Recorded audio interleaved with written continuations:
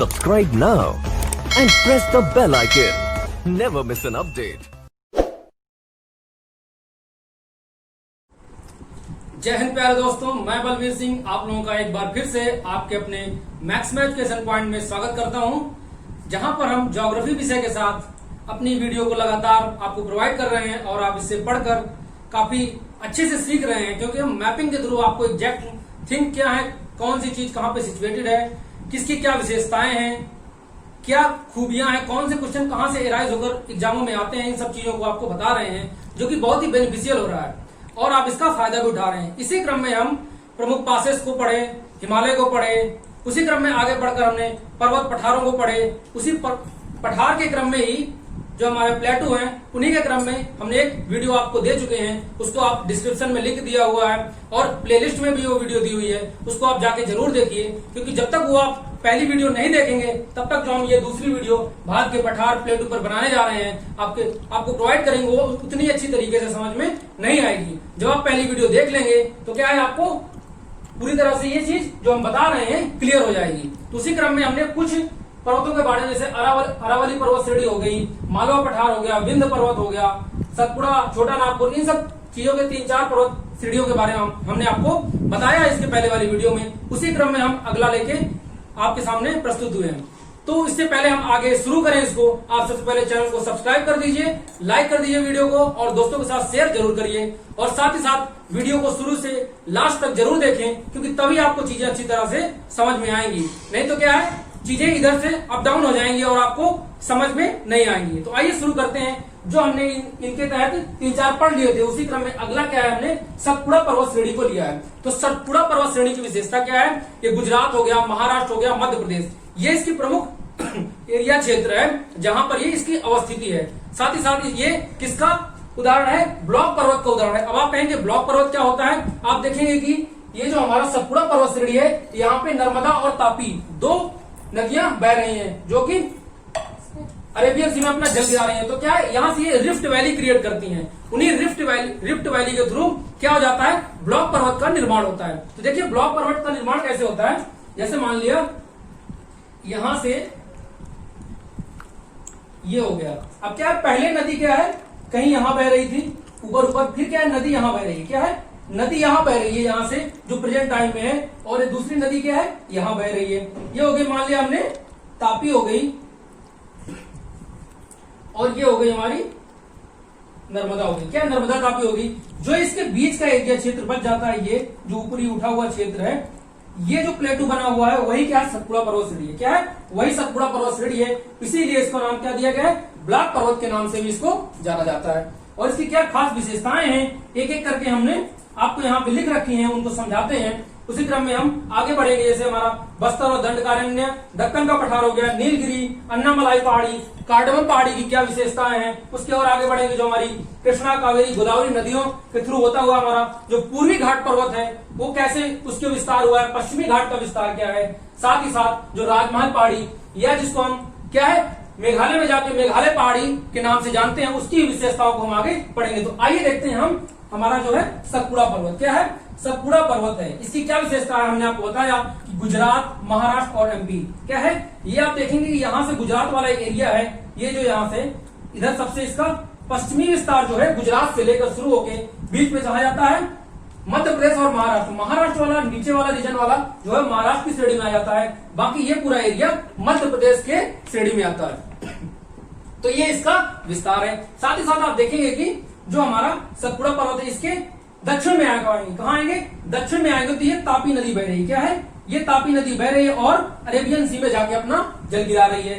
उसी के साथ ही आप देखेंगे कि इसके उत्तर में नर्मदा नदी बह रही है। क्या है, नर्मदा नदी बह रही है और ये भी अरेबियन सी में, कच्छ की खाड़ी में क्या है, अपना जल अरेबियन सी में गिरा रही है।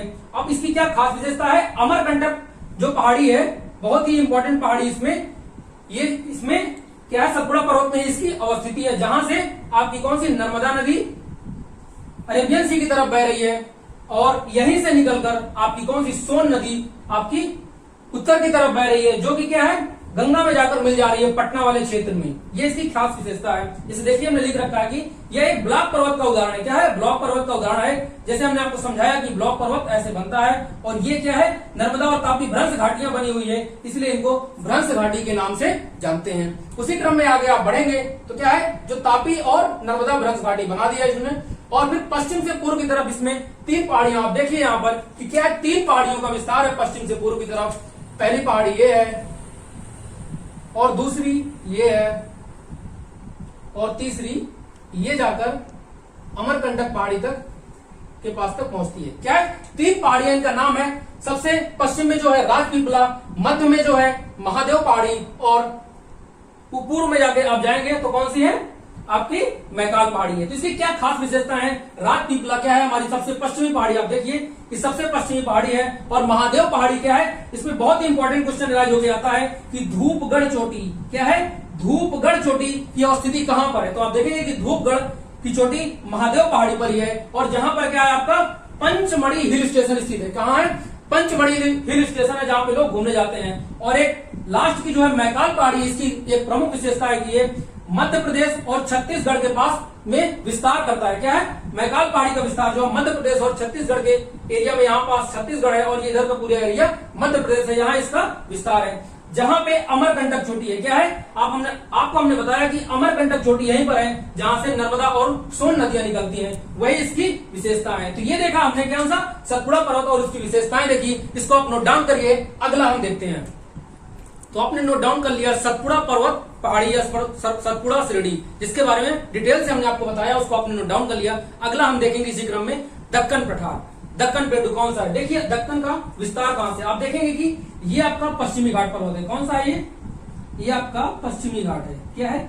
ये आपका पश्चिमी घाट पर्वत है, और ये जो विस्तार है कटा छटा हुआ, ये क्या है, पूर्वी घाट है।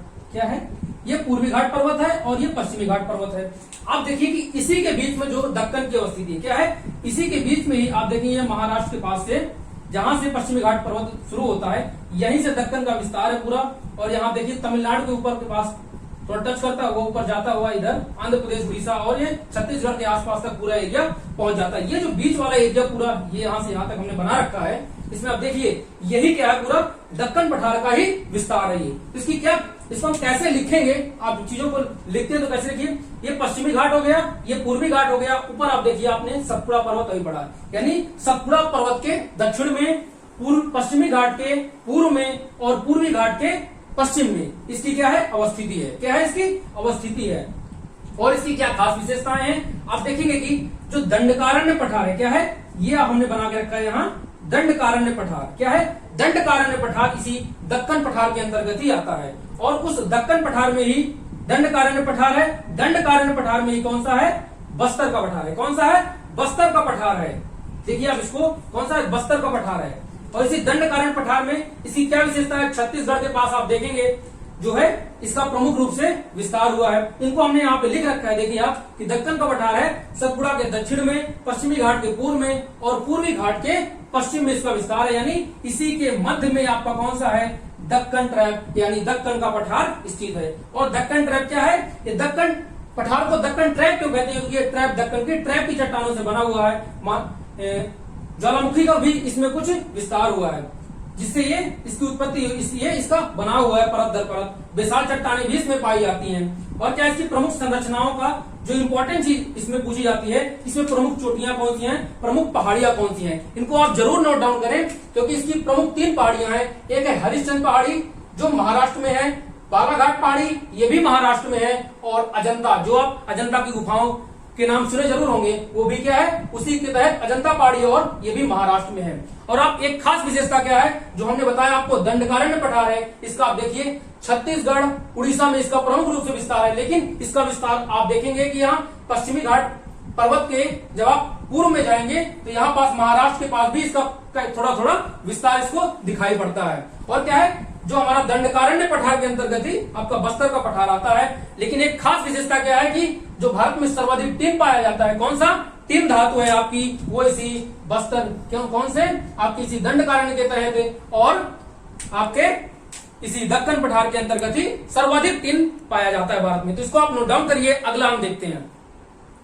तो आपने नोट डाउन कर लिया। अगला हम देखते हैं शिलांग पठार, या जिसे हम मेघालय पठार के नाम से जानते हैं, जिसकी अवस्थिति आप देखिए उत्तर पूर्व में जाएंगे, यानी मोस्टली पूरे पूर्व एरिया में जाएंगे तो आप देखेंगे मेघालय में ही यह मेघालय पहाड़ी, या हम इसे शिलांग पठार के नाम से जानते हैं। तो इसकी क्या खास विशेषताएं हैं, हमने आपको पहले बताया था कि यहाँ पर ये जो प्रायद्वीपीय भारत का ही विस्तार था, यहाँ से क्या है, प्रायद्वीपीय भारत का ही विस्तार था जो हमारी मेघालय पहाड़ी या शिलांग पठार के नाम से जानते हैं। लेकिन इसका कुछ पोर्शन जो इसमें आ गया है, ये क्या है, हिमालय का जब वलय पड़ा था, क्या है, हिमालय का वलय पड़ा था तो उसका आप देखेंगे कैसे विस्तार गया अंडमान और निकोबार की तरफ गया है, तो उसी का कुछ एरिया भी इसमें कंसीडर होता है, इसलिए इसको हम कहते हैं कि हिमालय का भी कुछ एरिया इसमें आता है। साथ ही साथ इसमें क्या है, आप देखेंगे यहाँ गारो, खासी, जयंतिया पहाड़ियां जो है मेघालय पठार में प्रमुख इसकी पहाड़ियां हैं। और एक खास जो इसकी विशेषता है वह क्या है कि यहाँ से आप देखेंगे कि ये आपकी गंगा नदी बह रही है, क्या है, ये गंगा नदी बह रही है, और यहां से आप देखेंगे कि ब्रह्मपुत्र बहती हुई आती है, क्या है, ये गंगा बह रही है, ब्रह्मपुत्र बहती हुई आती है। तो ये जो पहाड़ी थी आपकी, कौन सी, राजमहल की पहाड़ी थी, इसको इन नदियों ने मिलकर क्या किया है, काट दिया है, और छेपड़ कर दिया है, इसको काट छाट के एकदम हटा दिया है, और ये सारा एरिया जो मलबा है इसका एरिया कहाँ पहुंच गया है, बे ऑफ बंगाल वाले रीजन में इन नदियां अपने सहारे लेते हुए नीचे चली आई है। इसलिए यहाँ पे क्या है, आप देखेंगे कि ये एरिया खाली हो गया है, ये क्या है, नदियों के द्वारा ये एरिया को काट छाट कर खाली कर दिया गया है, इसलिए इसको गैप के नाम से जानते हैं, क्या है, गैप के नाम से जानते हैं, जिसको हम कौन सा, मालदा गैप कहते हैं, क्या कहते हैं, मालदा गैप कहते हैं। इसको आप देखिए, इसको हम राजमहल या गारो गैप या मालदा गैप के नाम से जानते हैं। ये थी इसकी खास विशेषता। आप देखिए कि ये क्या है, प्रायद्वीपीय भारत का हिस्सा है, जिसका कुछ कुछ हिमालय का भी विस्तार है, जैसे हमने आपको बताया कि हिमालय का विस्तार इसमें हुआ है। राजमहल गारो और मालदा गैप बनाता है, जो कि ब्रह्मपुत्र, गंगा और यहाँ पास आप देखिए कि दामोदर नदी भी इसका कुछ अवक्षेपण करती है। उसके तहत राजमहल पहाड़ी को काटकर यहाँ पास आपका मालदा और राजमहल गारो गैप यहाँ पर होता है। इसको आप जरूर नोट डाउन करिए, क्योंकि बहुत ही इंपॉर्टेंट चीज है। इसके अंदर जो हमने 5 पहाड़ियां आपको बताई, गारो, खासी, जयंतिया, ये क्या है, गारो यहाँ पास है, फिर खासी है, फिर जयंतिया, यानी ये आप देखेंगे कि पश्चिम से पूर्व की तरफ ही इसका विस्तार है, गारो, खासी, जयंतिया, जो कि मेघालय में है। साथ ही साथ असम के क्षेत्र में जो हिमालय का कुछ एरिया पहुंचा है वो क्या है, मिकिर और रेगमा, क्या है, मिकिर और रेगमा 2 पहाड़ियां हैं जो कि असम वाले क्षेत्र में, कौन सी, यहाँ पास मिकिर और रेगमा 2 पहाड़ियां हैं जो कि असम वाले क्षेत्र में है। जो गारो, खासी और जयंतिया पहाड़ियां हैं, ये क्या है, यहाँ की प्रमुख जनजातियां हैं, इन्हीं के नाम पर ही इनका नाम पड़ा है। एक इंपॉर्टेंट क्वेश्चन और बनता है कि सबसे ऊंची चोटी इसमें कौन सी है, तो नोकरेक चोटी है, जो कि गारो पहाड़ी पर, क्या है, नोकरेक चोटी है, जो कि गारो पहाड़ी पर जिसकी अवस्थिति है वो क्या है, सबसे ऊंची मेघालय पहाड़ी की या आपकी शिलांग पठार की सबसे ऊंची चोटी है। तो ये था आपका कौन सा, मेघालय या शिलांग पठार। इसी क्रम में हम अगला देखते हैं। आप देखिए कि हमने लिख रहा है महानदी बेसिन का, जो बहुत ही इंपॉर्टेंट क्वेश्चन है, यहाँ से 1-2 क्वेश्चन उठ के आते हैं। आप देखिए महानदी बेसिन, ये क्या है, ये है महानदी, यानी जहां ये अपना जल गिराती है, जहां से बहती है, ये एरिया कहलाता है महानदी बेसिन। इसका विस्तार कहाँ है, आप देखिए कि छोटा नागपुर पठार है, ये है छोटा नागपुर पठार, और ये क्या है, दक्कन पठार है। दक्कन पठार में ही से ही ये महानदी आपकी निकलती है, जिसमें आप दंडकारण्य पठार और बस्तर का पठार भी इसी के अंतर्गत आता है। इसको कैसे लिखेंगे कि छोटा नागपुर पठार के दक्षिण में दंडकारण्य या बस्तर के पठार के पूरब में इसका क्या है, प्रमुख विस्तार क्षेत्र है, जो कि छत्तीसगढ़ वाले रीजन में मेन माना जाता है। क्या है, यहाँ छत्तीसगढ़ वाला रीजन है जहां पे इसका प्रमुख रूप से विस्तार माना जाता है। साथ ही साथ ये किस लिए फेमस है, ये क्या है, धान की खेती के लिए बहुत ही इंपॉर्टेंट, पूरे भारत में सबसे ज्यादा जो धान पैदा होता है वो क्या है, महानदी बेसिन के क्षेत्र में ही पैदा होता है। इसीलिए इसको हम धान का कटोरा कहा जाता है। इसलिए क्या कहा जाता है, धान का कटोरा। ये क्वेश्चन अक्सर एग्जामों में पूछा जाता है कि धान का कटोरा किसे कहा जाता है, किस बेसिन को कहा जाता है, तो आप बताएंगे कि महानदी बेसिन को कहा जाता है, जो कि छत्तीसगढ़ में इसकी अवस्थिति है। ये हमने यहां नोट कर रखा है कि उत्तर और दक्षिण में दंडकारण्य और छोटा नागपुर पठार के पास इसका अवस्थिति है, और छत्तीसगढ़ के धान का कटोरा इसको नाम से जाना जाता है। क्या है, वर्षा यहाँ सर्वाधिक होती है और प्रमुख रूप से ये महानदी का बेसिन है, इसलिए यहाँ पास क्या है, विश्वविख्यात है धान उत्पादन के लिए। ठीक है दोस्तों, इसको आप नोट डाउन करिए। अगला हम देखते हैं। तो आपने नोट डाउन कर लिया, अब हम क्या है, अगर यहां तक इसको आप नोट डाउन करिए और अच्छे से इसको समझिए, और इसके माध्यम से कुछ क्वेश्चनों को भी सॉल्व करने की कोशिश करिए। उसी क्रम में हम क्या है, हमारा पश्चिमी घाट पर्वत है और पूर्वी घाट पर्वत है, जो कि इनका विस्तार काफी ज्यादा है और उनकी डिटेलिंग भी काफी ज्यादा है, जिसको हम आपको अगले वीडियो में प्रोवाइड करेंगे। क्योंकि इसका विस्तार आप देखेंगे तापी नदी से लेकर यहाँ पर कन्याकुमारी तक जाता है और यहाँ से लेके आप वेस्ट बंगाल जहाँ पे शुरू होता है वहां तक इसका विस्तार है। और इसकी कुछ प्रमुख विशेषताएं हैं अलग अलग, और क्या क्या क्वेश्चन और इन चीजों से एराइज होकर आपको पूछे जाते हैं, इन सब चीज के बारे में हम आपको अगले वीडियो में बताएंगे। और प्रमुख जो इंपॉर्टेंट क्वेश्चन है वो भी साथ ही उस वीडियो में आपको प्रोवाइड करेंगे। तो आप इस वीडियो को पूरा देखिए और इससे पहले आप पहली वीडियो को देखिए, क्योंकि उसके थ्रू ही आप इस वीडियो को अच्छे से समझेंगे। और फिर इसके बाद आप अगली वीडियो देखेंगे, यहाँ पास जो प्रमुख पठारी क्षेत्र खत्म होगा, फिर हम थोड़ा बहुत और देखते हुए नदियों की तरफ बढ़ जाएंगे आगे, और हम भारत की प्रमुख नदियों के विस्तार और उनका प्रमुख क्षेत्र है, उनकी विशेषताएं हैं, उनके बारे में भी जानने का प्रयास करेंगे। और साथ ही साथ हम उनसे क्या क्वेश्चन राइज होते हैं, कौन कौन से क्वेश्चन आपके यूपीपीसीएस आईएएस लेवल में जो पूछे गए हैं, यूपी ट्रिपल एससी में, उन सब चीज के बारे में भी जानेंगे। तो ठीक है दोस्तों, जय हिंद,